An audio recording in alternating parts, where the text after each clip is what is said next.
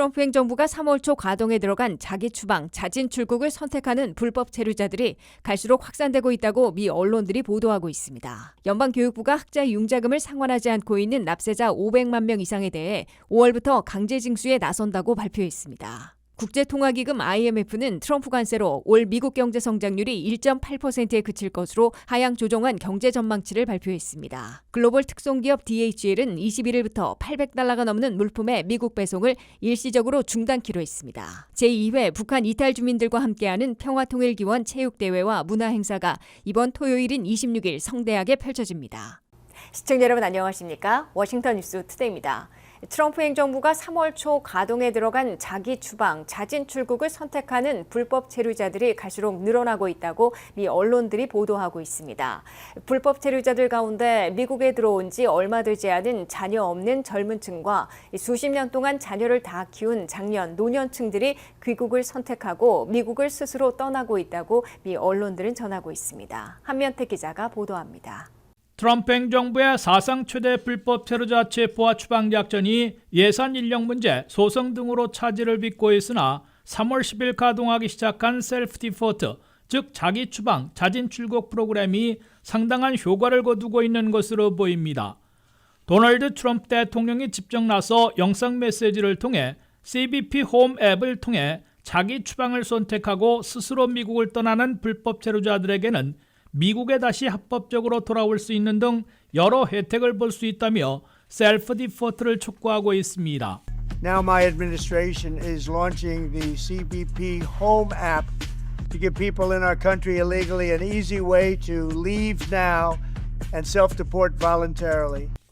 2억 달러를 들여 캠페인을 주도해온 크리스틴 롬 국토안보부 장관은 자기 추방과 강제 추방에는 엄청난 차이가 있음을 비교하며 셀프 디포트를 선택해달라고 강조하고 있습니다.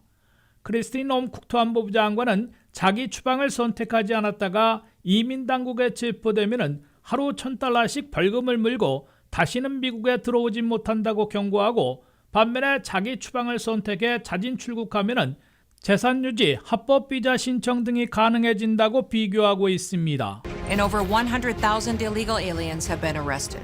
If you are here illegally, you're next. You will be fined nearly $1,000 a day, imprisoned, and deported. You will never return. But if you register using our CBP Home app and leave now, you could be allowed to return legally. 국토안보부는 3월 10일부터 4월 초까지 한 달도 안 돼 CBP 홈 앱을 통해 자기 추방을 보고하고 미국을 떠난 사람들이 5,000명을 넘었다고 밝혔습니다. 로스앤젤레스 타임스와 애틀랜타 저널 컨스티튜션 등 주요 언론들은 공포에 살기보다는 스스로 귀국하려는 지역 외국인들이 크게 늘고 있다고 보도하고 있습니다. 트럼프 행정부의 동료에 주로 자기 추방, 자진 출국을 선택하는 불법 체류자들은 미국에서 아직 뿌리를 깊게 내리지 않았고 자녀도 없는 젊은이들이 많다고 로스앤젤레스 타임스는 밝혔습니다.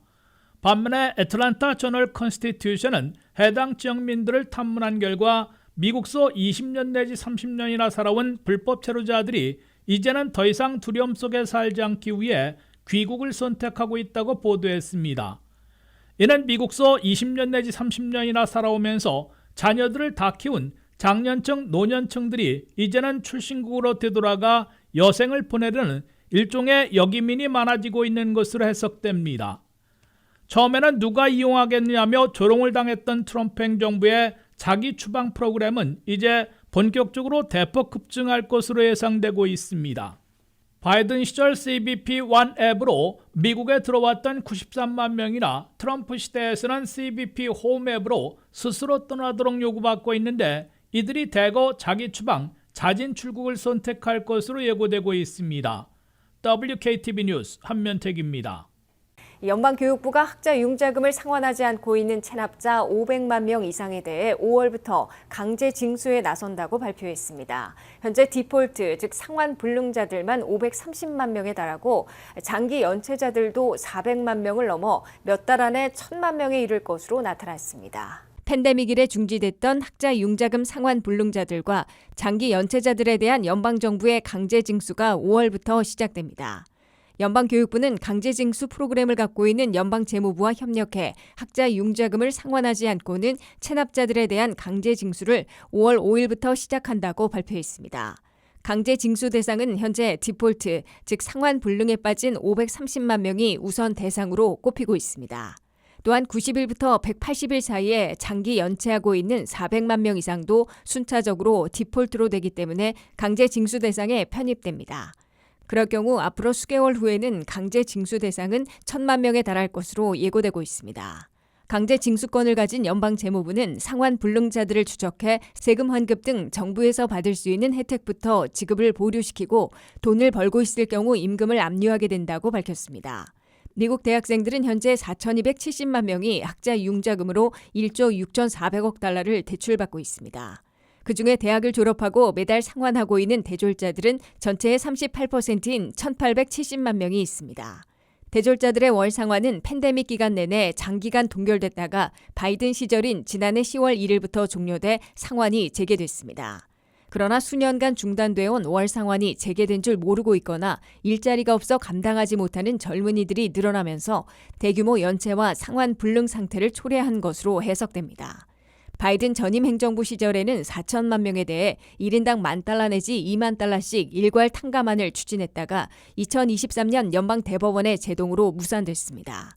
바이든 행정부는 그러나 각종 탕감 아이디어를 총동원해 2023년 중반부터 2025년 1월 임기 말까지 500만 명 이상에게 학자 융자금을 탕감해줬습니다. 그러나 트럼프 행정부는 학자 융자금 탕감은 상환하는 사람들과 형평성에 맞지 않는 데다가 학자 융자금을 공짜로 쓸 수 있다는 잘못된 인식을 확산시키는 폐허를 불러오고 있다고 강력 비판해왔습니다. 트럼프 행정부는 더 이상 학자 융자금 탕감 조치는 없을 것이라고 밝히고 있습니다. 국제통화기금 IMF는 트럼프 관세로 물가가 흔들리고 교육과 소비가 급감해 올 미국 경제 성장률은 1.8%에 그칠 것으로 하향 수정한 경제 전망치를 발표했습니다.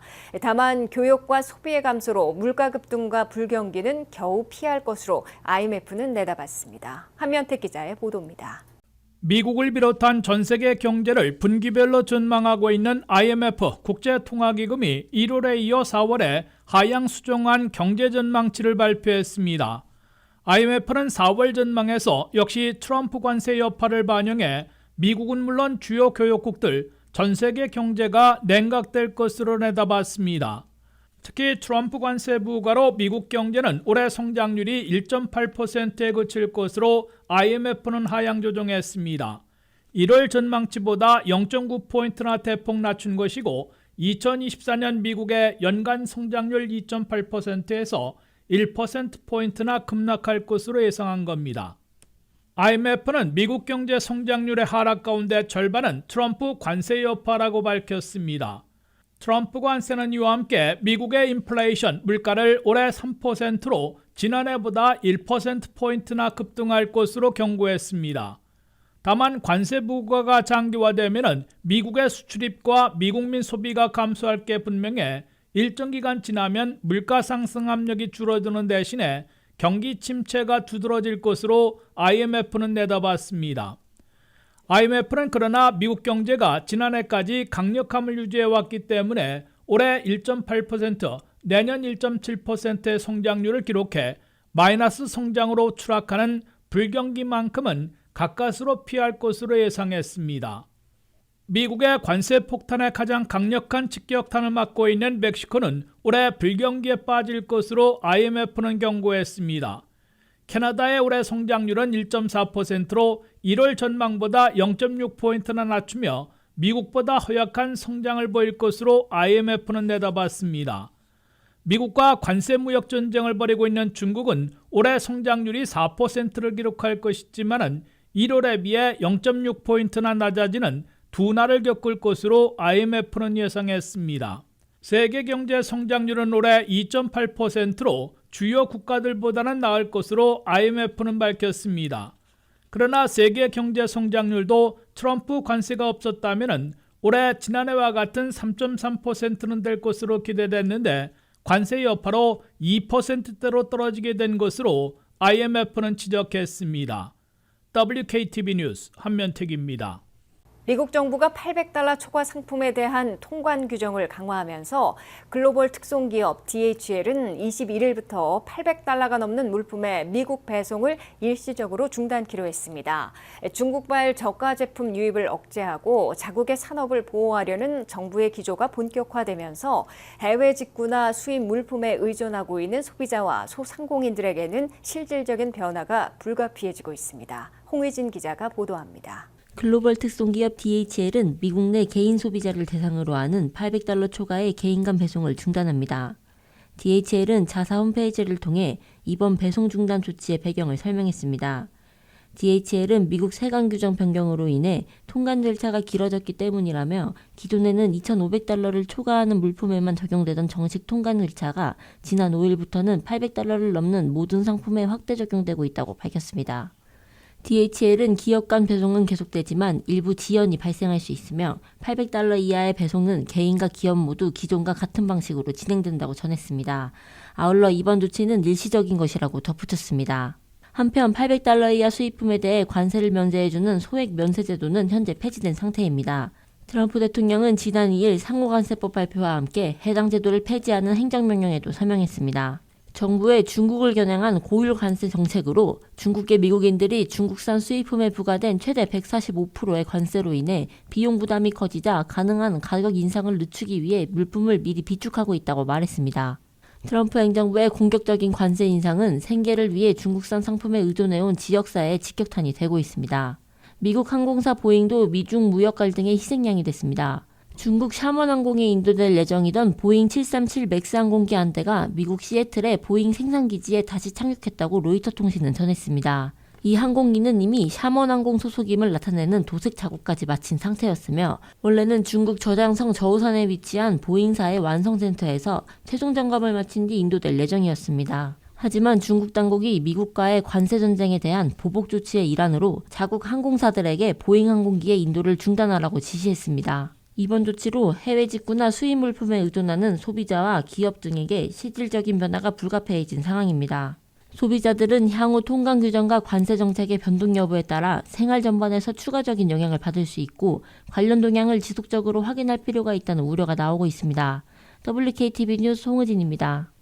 제2회 북한 이탈 주민들과 함께하는 평화통일기원 체육대회와 문화행사가 이번 토요일인 26일 성대하게 펼쳐집니다. 민주평통 워싱턴 협의회가 주관하는 이번 대회에는 미 전역과 한국, 캐나다, 영국 등 해외에서 북한 이탈 주민 30여 명이 한자리에 모여 동포로서 한민족과 평화통일에 대한 의미를 나누게 됩니다. 북한 이탈 주민들과 한인 동포들이 한자리에 모여 운동과 문화 행사를 통해 동포애를 다질 두 번째 무대가 26일 오후 펠팩스 고등학교에서 개막됩니다. 민주평통 워싱턴 협의회의 린다한 회장은 지난해 1회 때 연속 개최를 약속했던 2회 대회를 열게 돼 뜻깊게 생각한다면서 각 지역에서 워싱턴에 오는 북한 이탈 주민들과 운동과 문화 행사로 하나 되는 시간을 가지려 한다고 강조했습니다. 이번 행사를 위해 미국 내에서는 뉴욕과 뉴저지, 로스앤젤레스와 샌프란시스코, 시카고와 애틀란타 등에 살고 있는 북한 이탈 주민들이 대거 워싱턴에 옵니다. 뿐만 아니라 한국, 영국, 캐나다, 일본, 싱가포르 등 해외 거주자들도 워싱턴 DC를 방문합니다. 북한 이탈 주민 30여 명과 한인 동포들은 이번 토요일인 26일 오후 3시부터 펠팩스 고등학교 운동장에서 민주평통 워싱턴 협의회의 분과별로 나뉘어 족구와 축구 경기를 갖습니다. 오후 6시에는 다 함께 운동장을 걷는 걷기 대회를 가진 후 폐회식과 시상식 순으로 진행됩니다. 축구 경기는 탈북자들과 조기중 총영사 등 외부 인사들로 구성되는 평화통일팀과 신익훈 단장, 김덕만 감독, 윤주필, 정종웅 두 코치들로 구성되는 평통팀 사이의 친선 경기로 펼쳐집니다. 족구 경기는 총 8개 팀이 참가하며 남자 3명과 여자 1명으로 구성된 팀들이 경기에 나섭니다. 이문영 간사는 이번 대회 준비가 순조롭게 진행되고 있으며 3만 달러의 기금도 조성돼 있다고 밝히고 가장 중요한 것은 참가 인원 확보라며 지난해 5천 명이 참여한 만큼 이번 2회 대회에는 2배인 10,000명이 동참하기를 바란다고 기대했습니다. 문화행사 역시 다채롭게 마련되고 있는데 난타 공연과 사물놀이, K-팝 공연, 태권도 시범단의 무대가 펼쳐져 참가자들에게 한국의 전통과 현대 문화의 조화를 경험할 수 있는 뜻깊은 시간이 될 것으로 기대되고 있습니다. 27일에는 민주평통 워싱턴 협의회 사무실에서 북한 이탈 주민들과 한인 동포들이 참석한 가운데 디아스포라 토론회도 갖고 남북한 다른 점, 한국 적응기, 평화통일 등 3-4가지 주제를 놓고 열띤 토론을 하게 됩니다. 이상으로 워싱턴 뉴스투데이를 마치겠습니다. 시청해주신 여러분 고맙습니다.